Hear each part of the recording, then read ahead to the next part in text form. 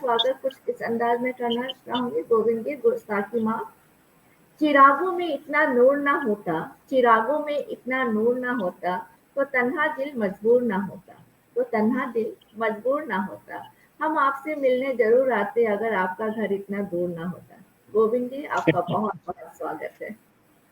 मन मेरा भी करता है, लेकिन क्या करें कि अब जो है ये महफिल हंसी की सजी हुई है और इतना अच्छा कार्यक्रम चल रहा है। ऐश्वर्या जी और दीदी बैठी हुई हैं, माधुरी दी, उनको प्रणाम करता हूँ। इंदु जी, आपको प्रणाम है। ऐश्वर्या जी, बहुत सुंदर संचालन आपका चल रहा है।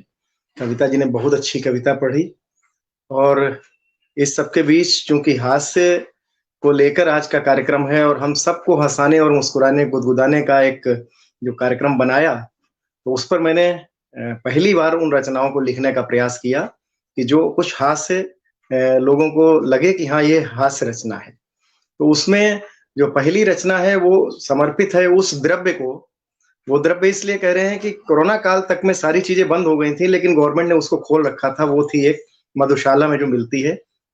तो उसके संबंध में मैंने 4 लाइनें लिखी कि जितनी पी थी हमने सारी उतर गई, जितनी पी थी हमने सारी उतर गई, और जब देखा कपड़े वो मेरी कुतर गई, और नशा बहुत था कूड़े में मैं पड़ा रहा, और कूड़े वाली गाड़ी आकर उतर गई, कूड़े वाली गाड़ी आकर उतर गई। तो ये हाल होता है इस द्रव्य को ग्रहण करने वालों के लिए। लेकिन एक बहुत सुंदर सी रचना जिसे लिखने का प्रयास किया, और वो रचना भगवान कृष्ण ने वृंदावन में रास रचाया था, लेकिन उसी रास की नकल करते हुए इस रचना को लिखने का प्रयास किया है। आइए सब लोग सुनते हैं कि एक दिन सपने में हमने भी सुंदर रास रचाया, और कटहल वाले बाग में गोपिन को था सभी बुलाया। फिर डीजे की मधुर ध्वनि में गीत चला एक सुंदर, मैं नाचा तो नाचा सबको देखो खूब नचाया। एक दिन सपने में हमने भी सुंदर रास रचाया, मुरली अब बजती ही नहीं, अब बजता केवल डीजे। नाचो गाओ रास रचाओ, कोई नृत्य है कीजे। करते करते नृत्य सभी को देखो खूब थकाया, और डीजे की ध्वनि तेज बहुत थी कटहल नीचे आया। डीजे की ध्वनि तेज बहुत थी कटहल नीचे आया। एक सुकुमारी गोपी के सर पर कटहल एक टपका, और खूब जोर से नाच रही थी, दिल है जोर से धड़का। थोड़ा सा गस आया उसको हाथ में मैंने थामा, बेहोशी आ गई थी उसको फिर है गले लगाया। एक दिन सपने में हमने भी देखो रास रचाया। और क्या हुआ उसके आगे, रास रचाया, दिल धड़का था जोर से मेरा, सीने से लग गई थी वो। सारी गोपी देख रही थी, कहती थी ठग गई है वो। रास रचाने मुझे बुलाया, केवल एक को गले लगाया। आंख खुली तो पत्नी जी को पास में लेटा पाया। एक दिन सपने में हमने भी देखो रास रचाया। एक दिन सपने में हमने भी देखो रास रचाया। क्षमा के साथ इस हास्य रचना को आज लिखने का प्रयास किया, लेकिन उन शब्दों को गरिमामयी ढंग से प्रस्तुत करने का भी प्रयास होना चाहिए, क्योंकि सार्वजनिक मंच है और हम सब परिवार के लोग हैं। तो इसलिए हास्य को भी एक सभ्यता के दायरे में हम लोगों को रखना चाहिए। इसी के साथ आप सब लोगों को मेरा प्रणाम। बहुत खूब, बहुत खूब, बहुत ही बढ़िया हास्य रचना रही। तो छोटी सी बात है, अगर कूलर और फ्रिज तो सबके पास रहता है, कितना भी अच्छा सुंदर घर हो, लेकिन कूलर और फ्रिज के ऊपर अगर कुछ सामान ना हो तो वो घर पूरा नहीं होता है ना। हमारे भारतीय सभ्यता संस्कृति में ये एकदम फेमस है। तो ये भी एक परंपरा कह सकते हैं इसको।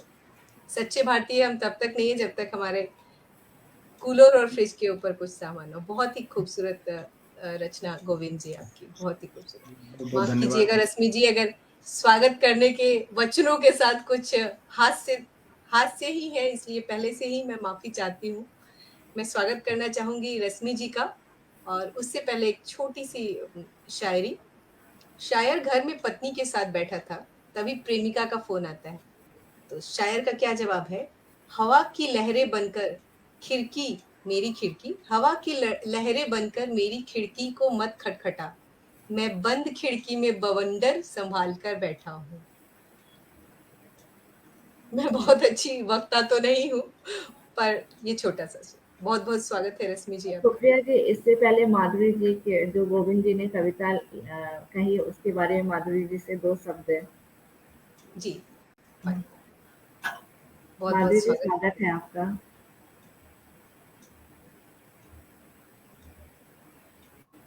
मेरी आवाज आ रही है माधुरी जी? जी आदरणीय माधुरी जी, 2 शब्द कहें जो गोविंद जी ने अभी अपनी कविता सुनाई उसकी। गोविंद जी की कविता को सुन करके तो लगा कि सही में हम लोग वृंदावन पहुंच गए रास रचाने के लिए। कभी कभी होना चाहिए इस तरह का भी, क्योंकि ये तो जिंदगी है, चलती रहती है और थोड़ा उसमें हास्य नहीं हो तो नीरस हो जाती है। बहुत ही अच्छी रचना आपने सुनाई, हास्य रच की ये, और बहुत अच्छे ढंग से आपने उसको जो है शब्दबद्ध किया है, शब्दों को बांधा है। मतलब कुछ भी उसमें ऐसा नहीं था कि जो किसी को अप्रिय लगे। तो बहुत ही अच्छा आपने हास्य, जिसको हम सुखद भी कहेंगे और स्वास्थ्यवर्धक भी कहेंगे, तो इस तरह का हास्य होना चाहिए। और अचानक से जो सपना देख रहे थे और उसमें पत्नी जी का आ जाना, लगता है कि आदमी जो है पहाड़ से नीचे जमीन में आ गया। ये बहुत बड़ा झटका लगा है। तो चलिए, इस तरह के झटके लगने चाहिए और उम्मीद करेंगे इस तरह की आपकी हास्य रचनाएं जो है आगे भी निकलती रहे और हम सब इसका लाभ उठाते रहे। जी बहुत धन्यवाद बहुत दीदी। आभार आपको इतनी सुंदर रचना के लिए। बहुत और बहुत 2 आभार पंक्तियां आपका। मैं ये भी कहना चाहूंगी कि ये हम लोगों की जिंदगी जो है ना, वो तो हर दिन तो हम लोग उम्र के पड़ाव को पार करते जा रहे हैं, लेकिन आप जैसे मित्र यदि साथ हो ना, तो उम्र का कुछ पता ही नहीं चलता है। ऐसे उतार के फेंक देते हैं उम्र की चादर, ये ऐसे मित्र है हमारे, उम्र का कहीं पता ही नहीं चलता। अभी लग रहा है कि बिल्कुल हम एकदम स्वीट 16 में पहुंच गए हैं, वही आनंद हम लोग ले रहे हैं। तो ये आनंद हम लेते रहे। आभार आपका। बहुत बढ़िया। माधुरी जी, एक गुजारिश और है, कविता रानी जी की कविता आपने